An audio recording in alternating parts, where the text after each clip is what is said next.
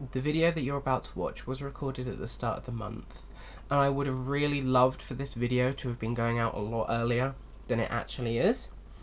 But I've been kind of distracted with people and things, and it's Pride Month, and I've been celebrating Pride Month in the gayest way possible. So there's been kind of a delay from filming to editing to going out. So I do apologise. But I'm really excited for you to see the video because it's the first trans talk video with a special guest, and an incredibly special guest. I'm probably going to boost Phoebe's ego massively in this next part, but I absolutely adore Phoebe. I feel like me and Phoebe are on the same level with a load of things. Phoebe has done some cool things that are just, I wish that I could do and be like.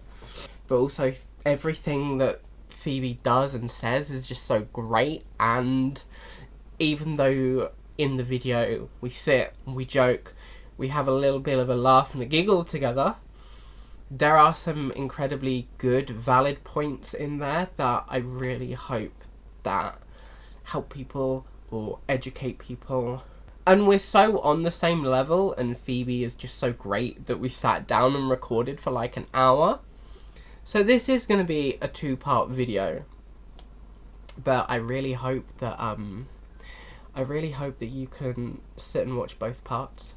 I hope that you get educated or you feel seen by us, whether you're non-binary yourself or considering, like, trying to figure out if you are.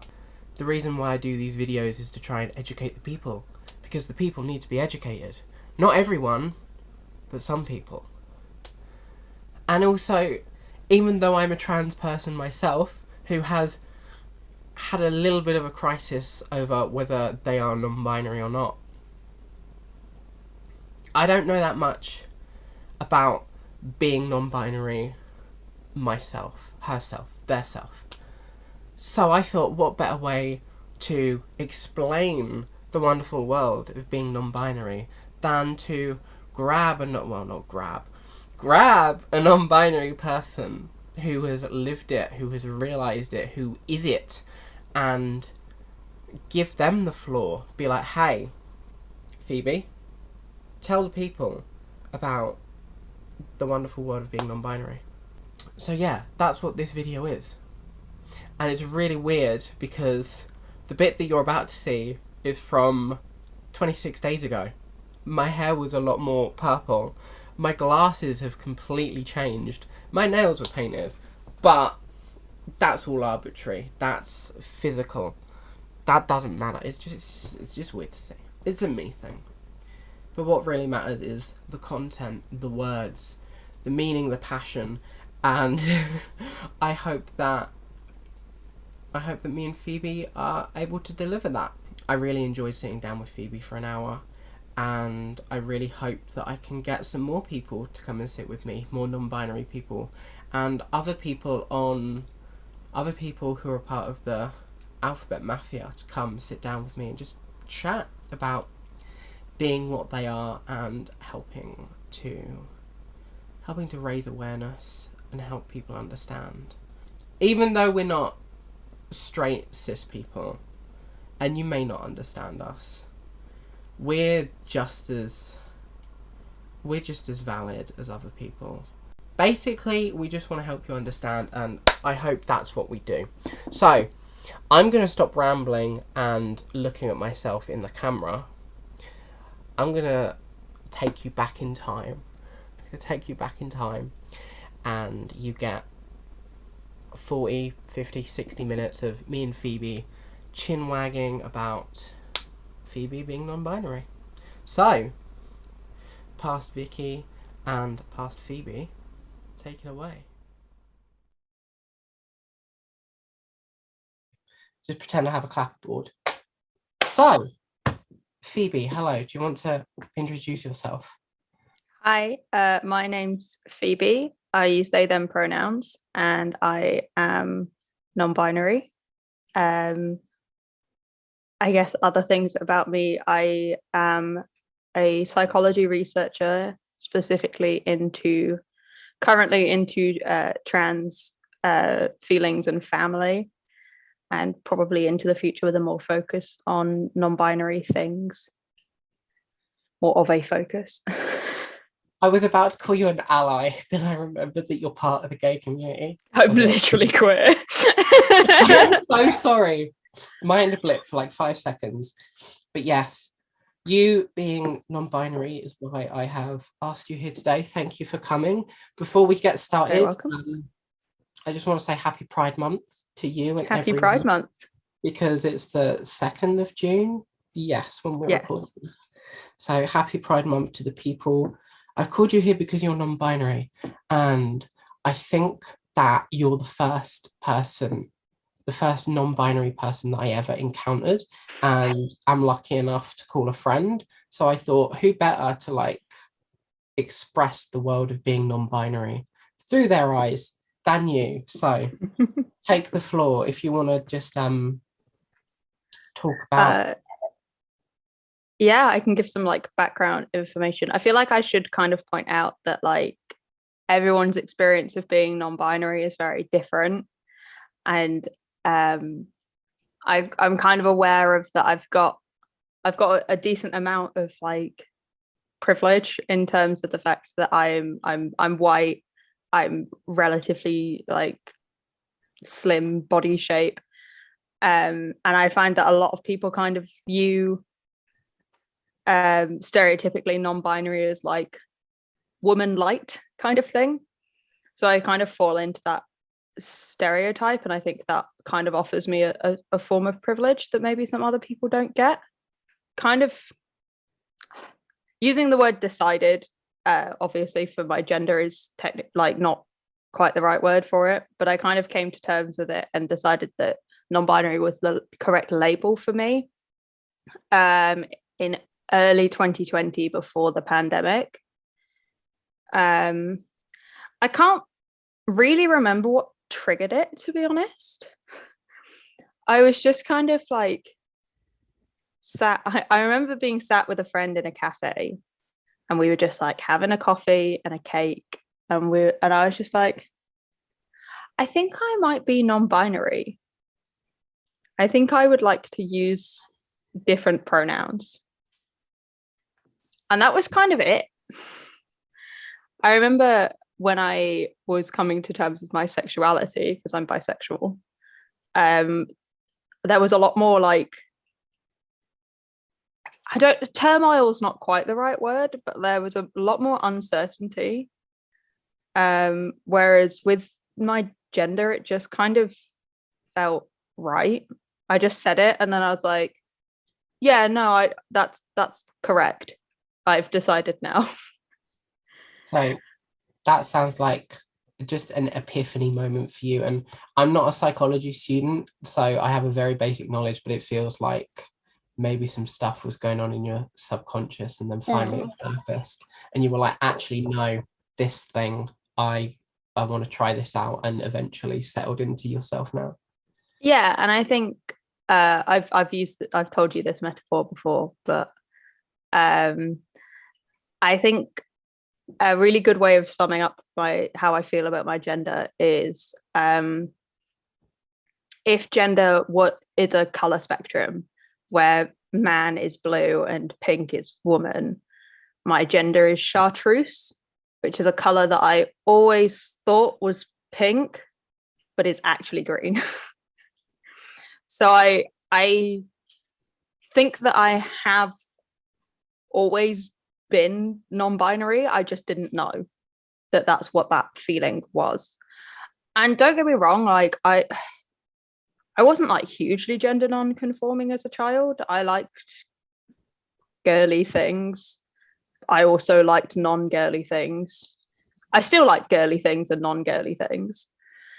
So many air quotes. But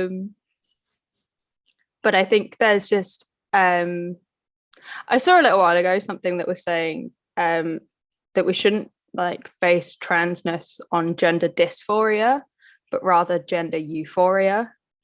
And that feeling of when something affirms your gender, that absolutely like ecstatic feeling that you get. And I get that when people treat me like I'm non-binary, because I am. So so when people use they them pronouns for me, particularly, actually it makes me particularly happy when people mess up and correct themselves. But I think that's just because it's nice to know that people are trying. And you know, the dream for me is to be confusing. Yeah, same. Even though I'm a trans woman, I do like not get off on the fact, but there was, I think, a guy yesterday. I went for a walk and a guy walked past me.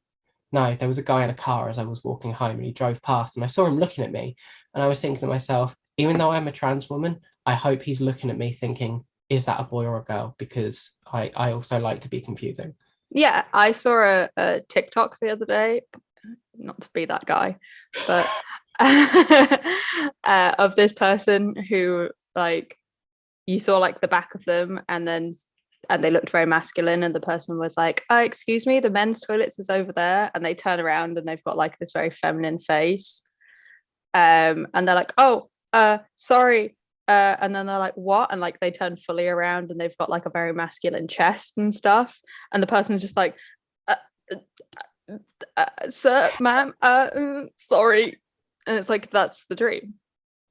I don't know if I've ever told you this or said it before in a video, but my favorite people are the guys who look like girls and the girls who look like guys. So like guys with long hair and girls with short hair. Because I don't know, there's just something about that confusion or that alienness, more air quotes, that I really, really like and hope and aspire to fall into. Yeah, I get that. I have another non-binary friend, and the other day they mentioned something that I wanted to raise with you to see your opinion on it, because again, everyone is different. But we were watching a makeup thing. No, we weren't. I don't know what we were doing. Hold on.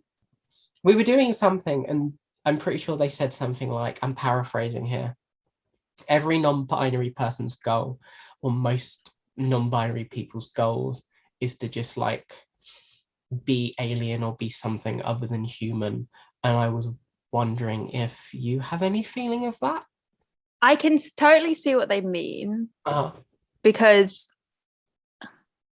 I almost feel like, and not to get like really deep and prescribe whole meaning to this, but like I feel like when you're told that you're not normal and you're deviating from what is considered the norm so aggressively, that like you have this desire to go, well, yeah, fine, if you're going to call me weird, I'm going to be really weird. Yeah, I'm going to be as weird as I possibly can. I don't know, actually, because now that I think about it, like, and again, it's hard because like you never know what experiences you had that are like specific, like just normal experiences that everybody had as a child, like what was like, you know, subconscious gender stuff, what was subconscious mental illness stuff, or like mental like disability stuff. Because like there's a lot of stuff that I see people say and they're like, oh, I did this because I'm autistic, and I'd be like, I did that, and then I'm like, oh well. You know. But like I remember like when I was a kid, yeah, I had like a huge kind of humanoid, but something else.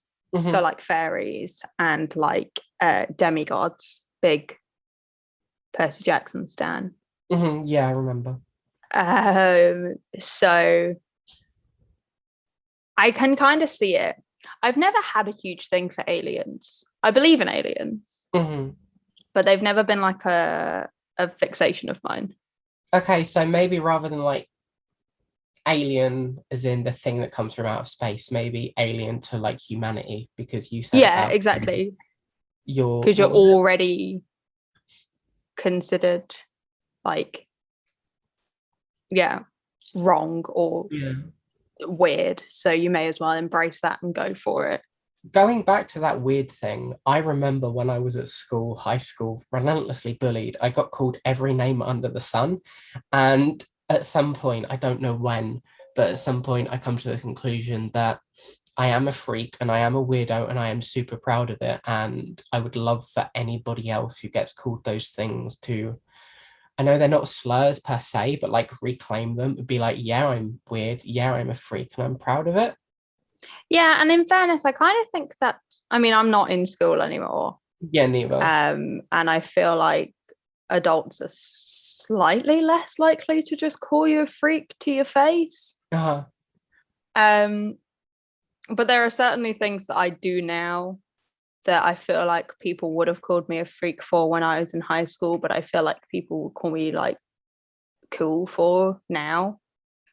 Like, I mean, you know, because kids are mean, Yeah, I mean, particularly in things like secondary school and stuff. Like, if I cut mhm. my hair like this at school, then people would have called me a freak and a weirdo, and probably a bunch of homophobic slurs as well, I'm assuming. Great. You know how it is.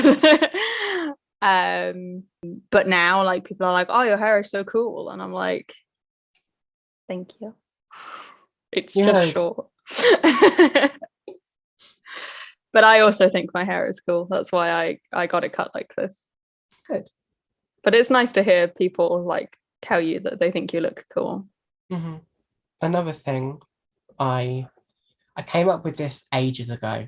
Mhm. How do I word this?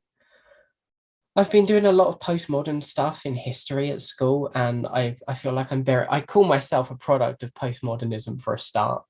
But I also had this idea that non-binary people who go by they, them, or just people like me who go by she, they, or he, they, um, are trying to like undo this deep set, is it patriarchy or these gender roles and expectations that have been set since like the Victorians. And all of a sudden, there's this group of people who identify as non binary, who identify as they, them, and are suddenly just trying to like completely revolutionize and revolutionize and undo everything that has been set before. How do you feel about that? Do you think that's valid? Yes, absolutely. I want to make it like particularly clear that like non-binary people and gender fluid people have literally always existed. Mm-hmm. And in a lot of cultures are hailed as being like closer to God slash gods for having this relationship with their gender. If you look at like Norse mythology, Loki was incredibly gender fluid. Athena often showed up as a man when portraying herself as a mortal. You could argue that that's just because she was often on the battlefield and you didn't get women on the battlefield, so she didn't have much of a choice. But there's definitely aspects of gender fluidity, and if you look at cultures that are outside the West, or outside the white West, they have a lot of different feelings around gender. And I think someone said it really well. A YouTuber called Sean. Okay. That's literally the whole channel name. Described gender as not being binary, but being bimodal. So it's like a double bell curve. Okay. So most people are in male and female, Mm-hmm. absolutely. And most people are cis male and female, but the edges are fuzzy. Okay. There are people who fall outside of that for a whole variety of reasons. And I think that's, because like when you say binary, like there are literally only two options. And we know that that's not true. But we also can't argue that it like the norm, and by norm I mean statistical norm, not something being normal. Well, I guess it is normal because that's not. I don't mean it's weird to be outside the norm. I'm just talking statistics based. Most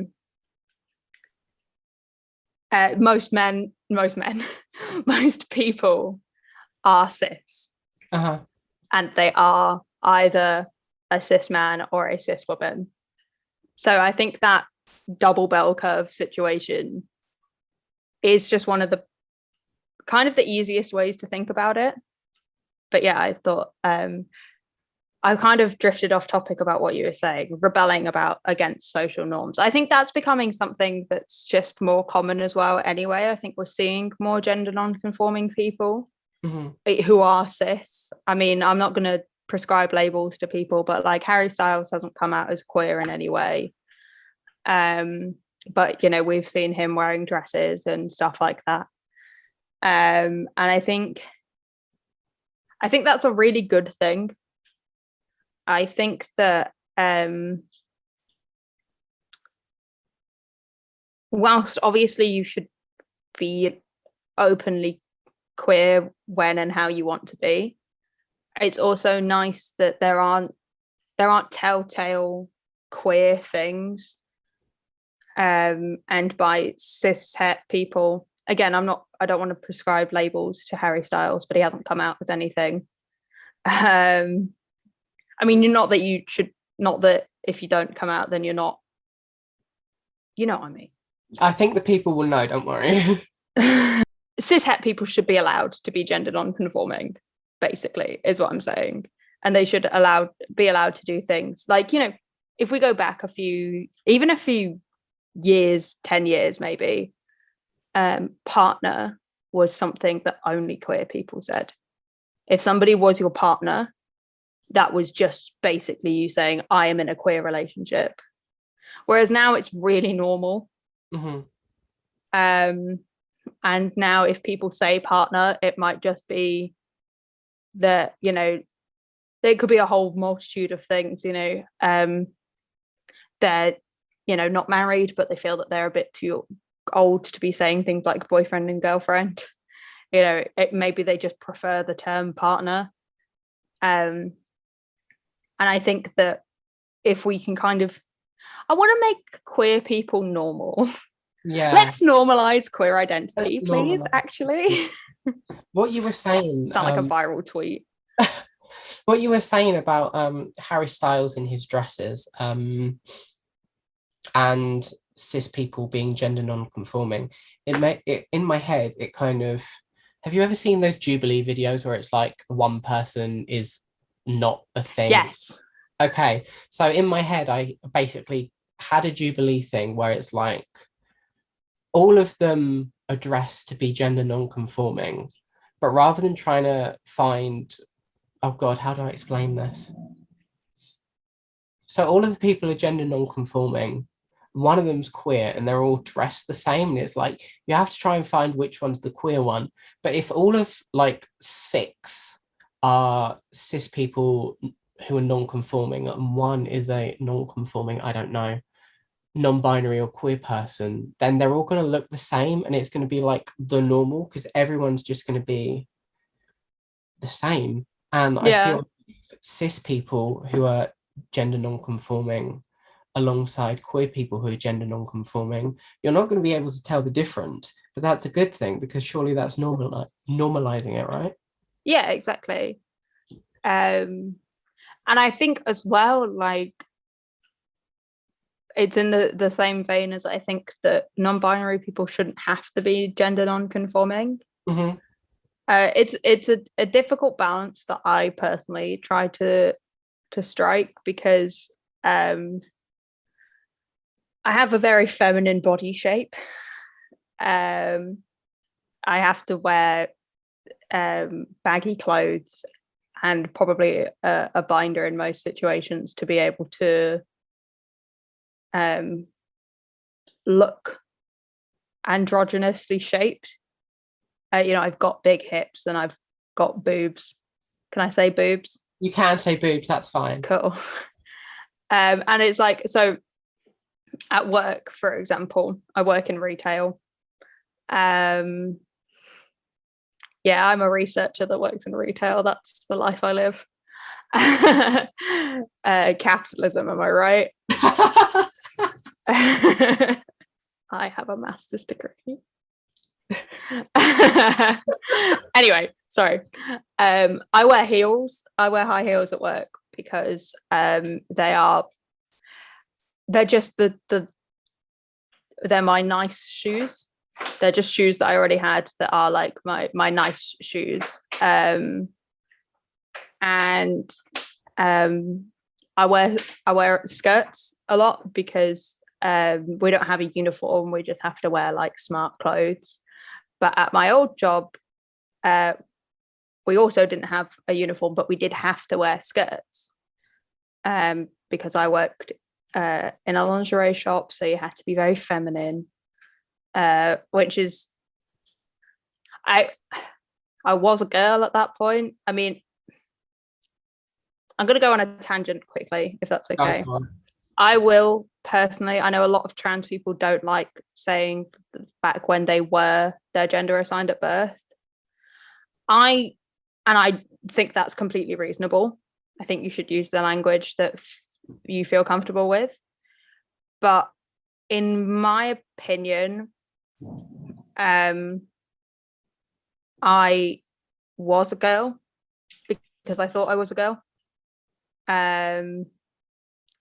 And if my gender is all in my head, which it is, because that's what gender is, then if I think I'm a girl, then I'm a girl. And if I don't think I'm a girl, then I'm not a girl. So I will often say, also, it's easier than having to be like, back when I thought I was a girl, but I wasn't a girl because I'm non-binary. It's just back when I was a girl, I had to dress very femininely for work because that was just the rules of my trade. So I have a lot of skirts from that job that are work skirts. So I wear skirts to work a lot. And so I look incredibly feminine, but I wear a pronoun badge that says they, them, because my workplace is inclusive. That's good. But, I can't escape the fact that people are going to look at me in high heels and a skirt and go, that's a woman. Mm-hmm. And I can't blame them for that. Because that's the society we've grown up in. It's it's not necessarily their fault. And also, like, if they don't see my pronoun badge, then I think that goes back to like what I said earlier about trying to undo everything. Yeah. So rather than looking at you and assuming, it's looking at you and accepting or being open-minded. Yeah, it's I saw a definition of cisnormativity that is not only the idea that everyone's gender is the same as that which they were assigned at birth, but also the idea that you can tell what somebody's gender is just by their outward appearance. Mm-hmm. It worries me sometimes that, people are going to be ask me like, you're non-binary, yet you dress like a woman. I do my nails and I wear big earrings, and like I say, I wear skirts sometimes and I wear high heels. Honestly, the high heels at this point is mostly they make me feel more commanding. Nice. I make a lot of noise when I walk around. I'm taller than everyone. And there was that one time that I stepped out aggressively towards a child that was trying to steal something and he ran away. Good. And I don't think I would have had that same power in trainers. Okay, that's a valid point. And this is the thing is, so I personally have no problem with me dressing. It doesn't mean that it doesn't make me have any sort of gender dilemma. I am fully aware that I can wear whatever I want. It's just that I then have to face the consequences of people not understanding that as much. And also, I'm also very lucky. It doesn't ruin my day when people misgender me. I'm aware, particularly like people that know me or sorry, like who knew me before. I understand that it's difficult. But also people that don't know me because they don't know that I'm non-binary, and they don't know, they don't necessarily know anything about gender at all because, well, I'm sure they know something about gender in general, but like, we live in a society, bottom Yes. text, but we live in a society that doesn't tell people these things. I didn't know anything about. I first learned about trans people on Tumblr Nice. at the age of 15. I wasn't taught anything like that at school. I didn't even go to a particularly conservative school. I mean, maybe I did, but it's not like I went to like an intense Catholic school where we were all taught by nuns. Mm-hmm. I went to what probably most people would consider a normal Church of England school. But like, yeah, it was just never. And like those gender norms, there were always huge things about like, could the girls wear trousers if they wanted to? And like that was